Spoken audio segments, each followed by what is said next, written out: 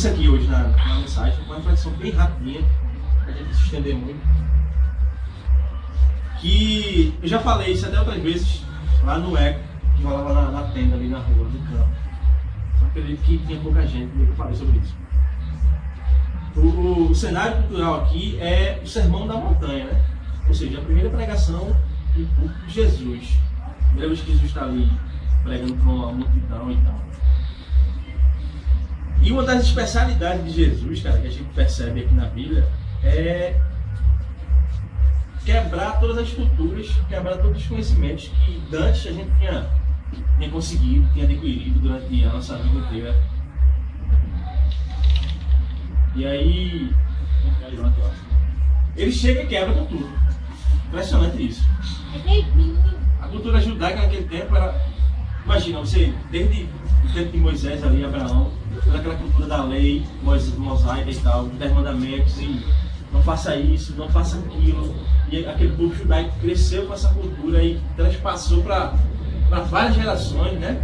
Isso acontece com a gente, né? Sei lá, um bisavô meu tem uma certa cultura, um certo modo de tratar os filhos, passa isso para os filhos, em consequência o filho passa isso para o neto passa para o bisneto, enfim.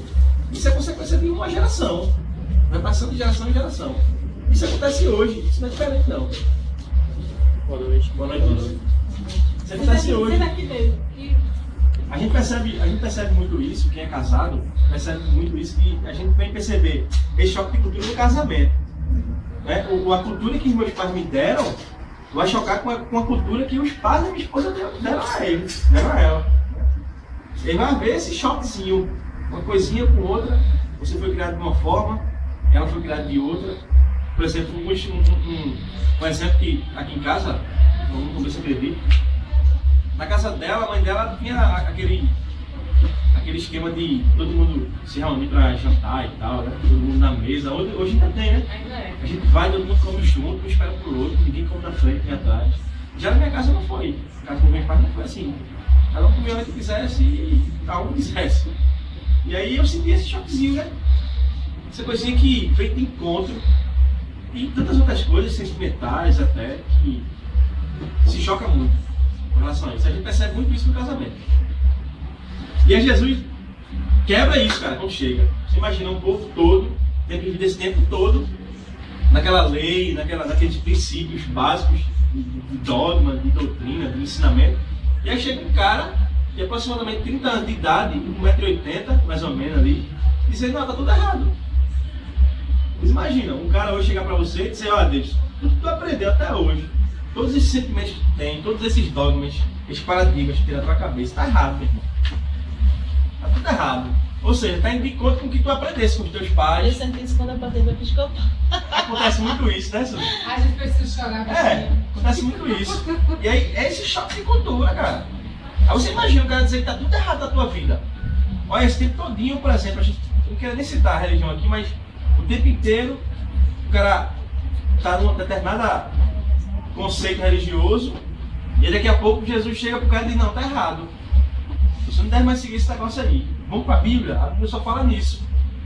Então, são esses choques que Jesus chegava e quebrava e estava nem aí. E quebrava mesmo. E, logicamente, chocava muita gente a ponto de matarem ele por conta disso. Onde que a acusação maior de Jesus foi ele dizer que era filho de Deus, fazendo-se o próprio Deus. Em relação a isso. Aí o Sermão da Montanha, cara, a primeira vez que Jesus aparece em público, ele já chega fazendo isso. Para aquela galera. Estima-se que tinha mais de 5 mil pessoas escutando ele. E eu fico imaginando a reverência daquele povo, porque não tinha os artifícios que a gente tem hoje da tecnologia, microfone, caixa da energia, elétrica, as coisas. Microfone, pá, né, velho? E o cara, pá, o berreiro a mesma gente. É um silêncio, né, velho? Todo mundo. A reverência que a galera fazia para escutar os princípios de Jesus, velho. E esse Sermão da Montanha, que eu queria que vocês lessem na casa de vocês, o versículo do capítulo 5 inteiro, que a gente vai tentar trabalhar com relação a isso. Eu separei algumas coisinhas aqui. Isso é o trovão aí do Espírito Santo. Ele é crente, ele queria estar aqui também. E aí Jesus começa a ensinar a rapaziada, começa a falar sobre as bem-aventuranças. Olha, bem-aventurado é aquele que que é tardio para falar, mas é apressado para ouvir, ou seja, aquele que escuta mais do que fala besteira, enfim. Bem-aventurado aqueles que pela perseguição serão bem-aventurados, aqueles que serão perseguidos, enfim. Ele começa a falar dessas bem-aventuranças e ele fala sobre, depois de sermos a luz do mundo, o sal da terra. E ele começa a falar sobre esses princípios, cara. Aí, um dos princípios que eu separei aqui, vou seguir. Ele diz assim, falando para a rapaziada, olha, eu vou tentar trazer uma linguagem de hoje, né? Vocês ouviram o que esse tempo todinho, a cultura que vocês disseram. Uma das coisas que eles disseram é o seguinte: não matarás. Não, perdão. Não cometerás adultério, né? Ou seja, não trai a sua esposa. Ele começa a dizer isso. Porque na lei de Moisés, traição era digna de morte, né? A mulher que fosse traísse, tem até o exemplo da mulher que queria ser apedrejada. E a mulher que fosse pega em adultério seria morta, automaticamente, né? Jesus disse, olha, a lei diz, olha, não adulterarás, não pratique adultério, ou seja, não trai sua esposa, não trai seu marido. Eu, porém, vos digo, ou seja, eu digo que não é assim não. Eu digo que aquele que olhar para uma mulher e tentar seu coração, ter ela na cama, e fazer sexo com ela, desejá-la, já é pecado. Já está errado. Não precisa nem você praticar o ato. Não precisa nem você fazer o sexo em si, né? Nem beijar em si. Enfim. É só você ter isso no seu coração, desejar aquela mulher, ter ela em mente, desejar estar na cama com ela, praticar coisas que diz respeito a marido e mulher. Então, só em você fazer isso e pensar, já está errado, imagina. Desejar. A galera que nunca se ligou em pensamentos, nunca se ligou em intenções no coração. Jesus dizendo isso. Começa logo a dizer isso. E é a primeira quebra. Aí ele começa, ele sai fazendo N comparações, né? E aí, uma segunda comparação que ele faz é a seguinte: ele diz, olha, vocês ouviram que a cultura de vocês disseram, que os avós de vocês ensinaram, que a religião judaica ensinou. É o seguinte: amarás o teu próximo e odiarás o teu inimigo. Ou seja, o que a lei dizia, o que os princípios diziam é o seguinte: só ame essa rapaziada aqui. Então, a galera que está aí fora, que não está nem aí para você, que não liga para você, que faz mal a você, odeie. Olho por olho, dente por Olho por olho, dente por dente, exatamente. Era a lei do código da Hammurabi. Apaga pela mesma moeda. O que o cara lhe fez, você tem que fazer a ele. Isso era a lei daquele tempo. Pô.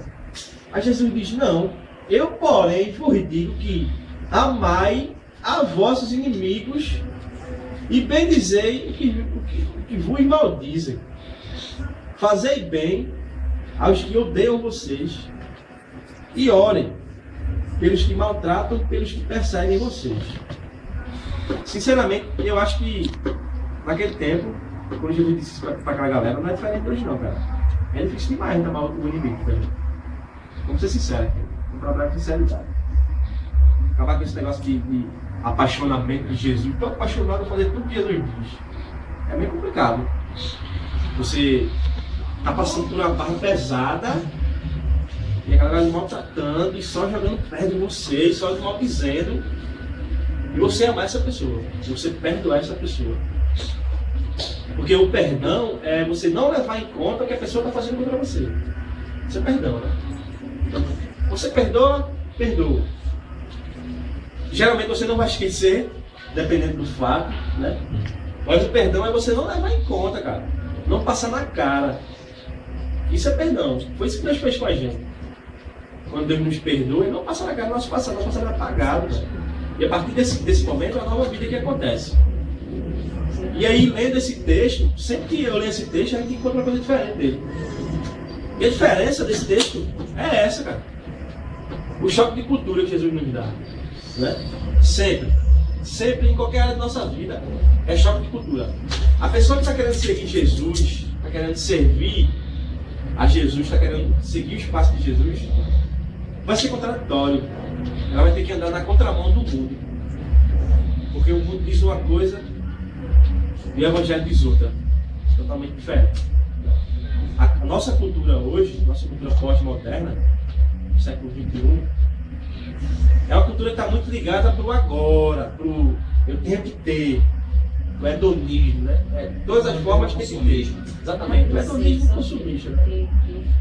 E a galera só quer ter, cara. Só quer ter bens, até um post de Cristo ele falou um pouco sobre isso. E que tem gente que acha que o estar bem consigo mesmo, estar bem na vida, é ter bens. É ter coisas palpáveis, né? Coisas perecíveis que se acabam. E a galera acha que estar bem é ter um carro, é ter milhões no banco, enfim, tá com saúde. Pá. E Jesus tem que quebrar com tudo isso. O que eu acho massa e o que eu acho chato de Jesus é isso. Porque ele quebra com todos os meus paradigmas, véio. Ele vem acabar com tudo que eu aprendi, pô. Isso é chocante. E vai ser chocante sempre. Você está numa linha de pensamento ali, aí que você começa a ler os evangelhos, é outro. Mas aí a esperança que a gente tem é semelhante ao pai que... Quem tem filho aqui sabe, né? Imagina, vocês são pais, eu sou quase pai, né? A gente está criando essa aí. E aí, a senhora que é mãe também. Imagina se a tua filhinha, velho, todo dia de manhã, tua filhinha, o café da manhã, ela pedisse brigadeiro, bolo de chocolate, coxinha, ketchup, mostarda, refrigerante. Imagina se tu desse a ela isso todo dia. Se tu desse os desejos dela. Tua filha acredita ter chegado a 10 anos de idade, velho. Morrer, estragar com a criança. Você vai morrer. Você não faz isso. Você dá o que ela precisa. Dá o que ela necessita. Um cereal, um pãozinho de queijo, um ovinho, um café, um danone, enfim. Você procura dar o alimento necessário para que ela cresça, se restabeleça fisicamente. É assim que Deus faz pra gente. A gente quer, busca nossas forças, vai atrás e tal. Mas ele, por ser nosso pai, nosso cuidador, ele diz, não, meu filho, calma aí. Calma, relaxa o coração um pouquinho. Eu vou de encontro isso é o que você quer. Pelo menos nesse momento. Eu vou de encontro ao que você quer. Você quer muito isso, mas olha, eu como seu pai, eu sei que isso vai ser bom para você agora. Pode ser gostoso, pode ser delicioso, como um brigadeiro de manhã, como uma coxinha. Excelente. Eu lembro que eu trabalhava na cidade, de manhã eu comia duas coxinhas com ketchup e maionese. Uma delícia, cara. Só que aí, quais são os princípios? Hoje, pressão alta, engordei pra caramba, enfim, minha pressão de vez em quando tá 18, 19, sou corrido para o hospital, enfim, estou colhendo os frutos da má alimentação. E é o que Jesus faz com a gente. Enfim, você não pode continuar nessa má alimentação, no sentido espiritual, falando. Então, em vez dessa posição, tira um pouquinho esses desapegos das coisinhas daqui desse mundo e se liga um pouquinho em mim. É isso que ele está dizendo aqui no Sermão na Montanha. Essas questãozinhas aqui, roupas, dinheiro, trabalho, conseguir carro, se formar. Tem gente que, se não conseguir fazer a faculdade, parece que não conseguir viver. Mas a faculdade hoje em dia é a mola propulsora da vida. A pessoa só é feliz se tiver um curso superior, se passa para o engenheiro, enfim. Se Deus quiser, não vou precisar disso. Mas enfim, é isso que ele diz, pô. Calma aí, meu irmão. Não inverte os valores, não, velho. Porque se você inverter os valores, e se você quiser me seguir, eu vou de encontro a esses seus valores, você vai se chocar. É por isso que a gente fica com raiva de Deus, pô. Porque você quer fazer o desejozinho daqui de dentro, você quer fazer o que dá na telha, não para pensar, não enxerga as possibilidades, os prós e os contras. Aí quebra a cara. Ah, meu Deus, cadê tu? Hoje, eu até comentei com o Cris ontem sobre o Salmo 73. Eu vou ler para você um pedacinho aqui, que é que Asaf faz. Ele diz assim, ó. Ele começa a falar de Deus, diz que Deus realmente é um ser bom, porque ele diz assim que Deus é bom para os filhos de Israel, é bom para o seu povo. Aí ele diz assim, Asaf, ele diz assim, quanto a mim, os meus pés quase se desviaram. Ele diz, pouco faltou para que eu escorregasse dos meus passos. Ou seja, quase que eu pegava em bomba, em outras palavras, né? Quase que eu ia pro fundo do poço, quase que eu ia morrer, quase que tudo ia dar errado na minha vida. Ele continua. Porque eu tinha inveja das pessoas mais. Quando eu via que eles estavam prosperando. Isso acontece com a gente, não? Acontece, meu irmão. Acontece com a gente. A gente trabalha acimado, até que a gente falou no post, uma amiga dele falou sobre isso, que, pá, meu, vê a galera aí que ganha milhões de dinheiros, enfim, tem tudo na mão, não dá valor à vida. Enquanto pessoas trabalham, não condenado, não tem nada. E aí você olha para essas pessoas que têm tudo, você sempre inveja. Porque as pessoas só fazem mal, só vivem enchendo a cara, bagaceira, tentando trair na esposa, tratando mal os filhos. Aí você, quando olha, você questiona. A primeira coisa, isso é indispensável no seu coração dizer: mas Deus, por que esse cara prospera tanto e eu que trabalho, busco o bem, me afasto do mal, trato bem a minha esposa, trato bem a rapaziada que está comigo, faço o bem, só dá errado as coisas na minha vida? É isso que ele está perguntando a Deus, cara. Isso é Asaf que está perguntando. Assim como todos nós já devemos fazer essa pergunta. Ele continua. Porque não há apertos na morte das pessoas mais. Ou seja, a morte delas são praticamente instantâneas, elas não sofrem para morrer. E a força deles são firmes, eles são firmes nas forças dele. Ele continua dizendo, os trabalhos das pessoas mais não são como os homens humildes. Eles não passam por tribulações. Por isso que a soberba, o orgulho, está sempre como se fosse um colar em volta da cabeça deles. Eles se vestem com violência, enfim. Os olhos dele, falando do mal, das pessoas mais, né? Os olhos deles são inchados de gordura. Eles têm mais do que o coração podia desejar. Então ele falando isso, né, das pessoas ruins, que elas tentam saciar os desejos delas muito mais do que elas necessitariam. E aí Asaf faz isso, cara. E tem uma parte que ele diz assim, ó. Ele diz... Cadê? Só... Ele diz assim... Depois disso tudo, eu percebi que foi em vão eu ter me purificado. Foi em vão eu ter buscado a Deus. Foi em vão eu ter fugido do mal. Parece que nada disso tem valor para mim. Mas, porque eu faço as coisas boas, eu procuro fazer o bem, eu procuro me afastar do mal, as coisas não dão certo na minha vida. Aí novamente vem Jesus dizer a gente, dizer a Asaf. Mas que coisas são essas que dão certo na sua vida? Asaf acabou de dizer que era a prosperidade, dinheiro, eram as coisas que as pessoas mais conseguiam. Ele só estava se ligando às coisas temporárias, às coisas que acabavam, as coisas que você conseguia agora com tanto esforço, mas daqui a pouco não tinha valia nenhuma mais. Jesus vem quebrar isso da gente, né? Quebrar essa cultura nossa, fazer com que a gente pense de uma outra forma. Esse é o propósito de Jesus na nossa vida. E aí, a pergunta imprescindível que a gente tem que ser feita hoje aqui é o seguinte: qual é a sua cultura hoje que Jesus tem que quebrar? Jesus tem que ir de encontro. Qual é a cultura que você tem que entregar a Jesus? Quais são os ensinamentos? Quais são os atos? Quais são os seus pensamentos, seus desejos, suas metas, seus objetivos que estão indo de encontro ao que Jesus ensina? Quais são? Porque uma coisa eu digo a vocês: quando Jesus bate de frente com nossos ensinamentos, dói. Dói pra caramba. Mas como eu falei na semana passada, né? Lembra do Babatenô, querendo Babatenô. O Babatenô que passa ali para e no outro dia tá curado. Dói muito, mas enfim, a cura chega e tal. E aí a mensagem de hoje é que a gente pense com relação a essas coisas. Quais são as prioridades? Quais são os valores prioritários da minha vida? O que é que eu tenho colocado em primeiro lugar da minha vida? É conseguir uma faculdade? É conseguir um emprego e ganhar milhões de reais? É conseguir um carro do ano? É conseguir uma casa excepcional, uma mansão de 20 quartos? Só para dizer que eu tenho na minha casa tem 20 quartos?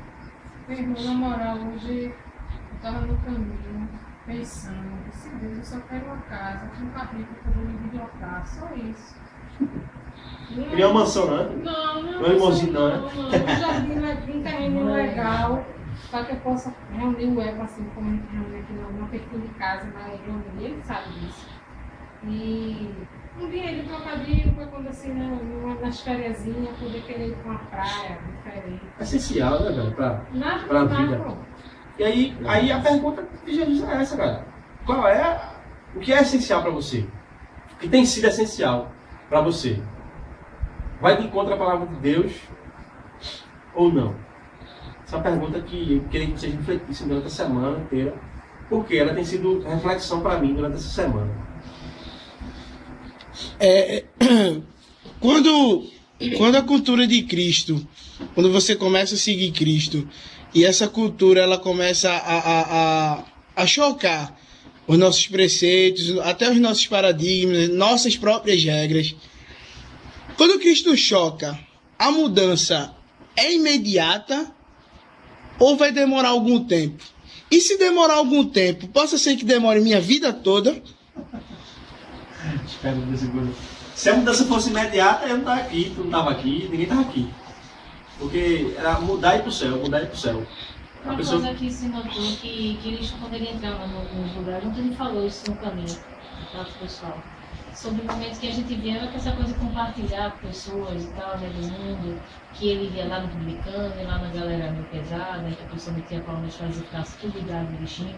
Aí estava lá, né, na situação que eles entravam, mas a gente percebia que todos os relatos que se saem é tipo, a adúltera chegava e vai não peque mais. Isso. E a pessoa seguiu o novo rumo da vida adiante. E realmente, como era Cristo, eu não sei se a percepção de ser Cristo, fazendo aquilo de Jesus, né, realmente a pessoa não voltava a pecar. Então ele ia naquele universo, chegava ali junto, e as pessoas que eram tocadas pela palavra de Cristo realmente mudavam.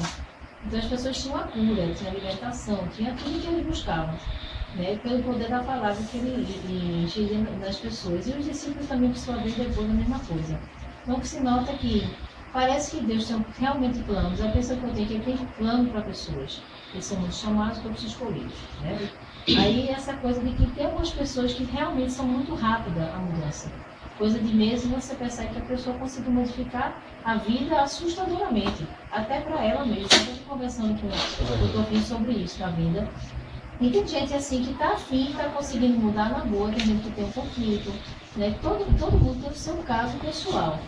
Não, né? lógico, né? Cada caso pessoal. Agora o que eu percebo é que quando é verdadeiramente Cristo na vida da gente, não a noia da nossa cabeça, né? A coisa rende e rende verdadeiramente pelo tempo indeterminado. Isso, você consegue mudar e você não tem choque, você vive simplesmente em paz no meio a toda essa turbulência que a vida nos deu. Porque realmente é turbulência em cima de turbulência. É a falta da grana, é a falta da saúde, é a falta das pessoas, muitas vezes, os que vão te abandonar no meio do caminho, e até onde você realmente sentiu essa presença e o amor de Cristo. Isso é uma coisa diária.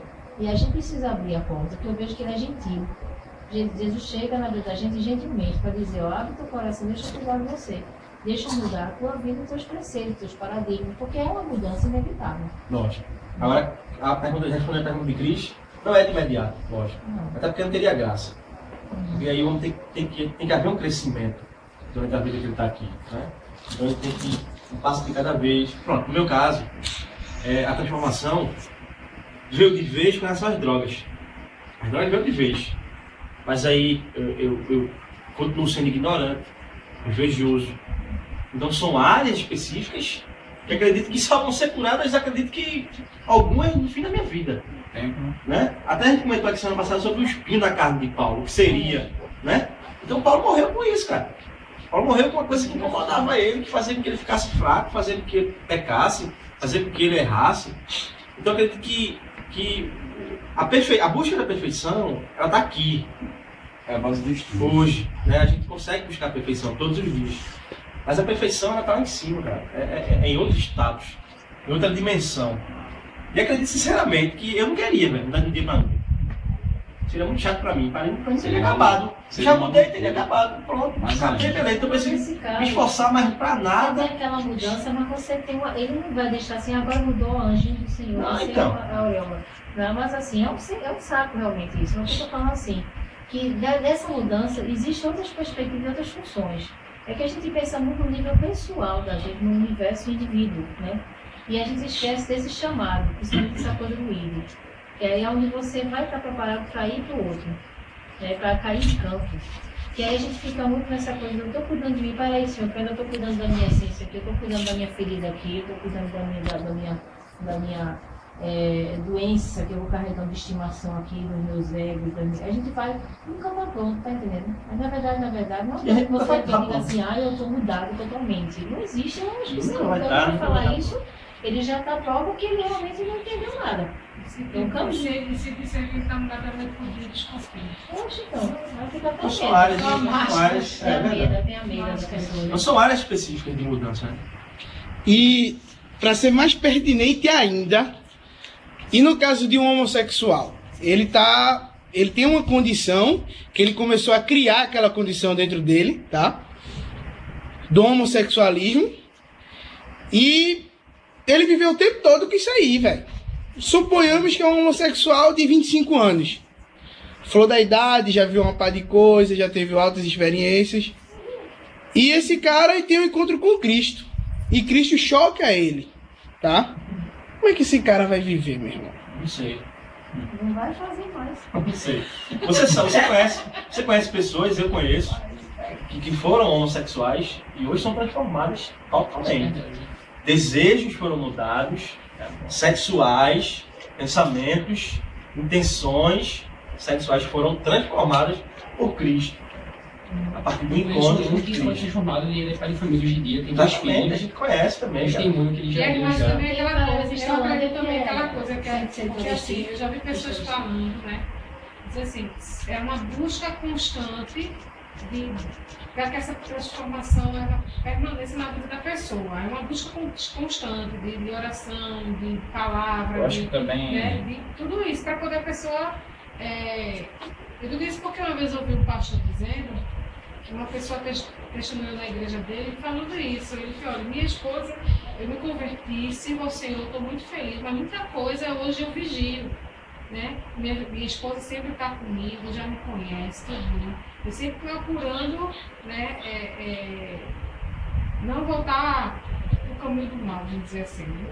A verdade é essa. Acho que também é todo tipo assim, tudo hoje em dia, tudo no mundo se passa por base de teorias e estudo.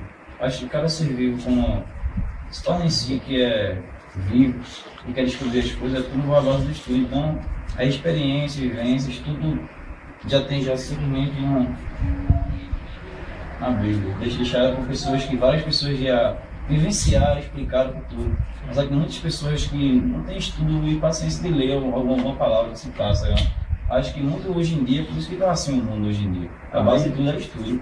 Uma das coisas que eu não gosto de me atrelar com relação a experiências de outras. Por exemplo, eu não sei o que se passa na cabeça do homossexual.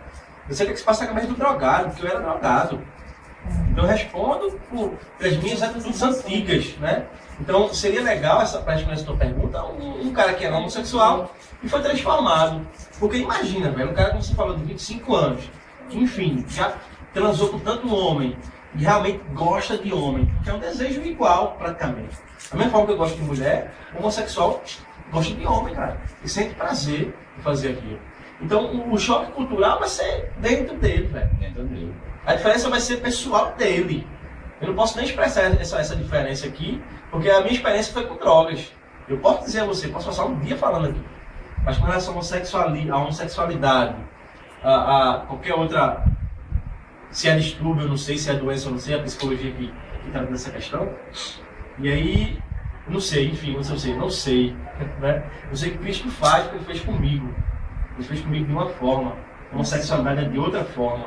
Né? É por isso que eu acredito que existem vários livros na Bíblia, várias pessoas diferentes, várias igrejas, vários pensamentos. E um só Deus, né? Porque são vários pensamentos e um Deus girando todo. É toda uma criação. E aí, alguém quer falar alguma coisa sobre isso? Cadê Deus? Se não há, Cadê se não há, Deus? Deus abençoe a todos. Ainda assim é uma coisa assim, tipo,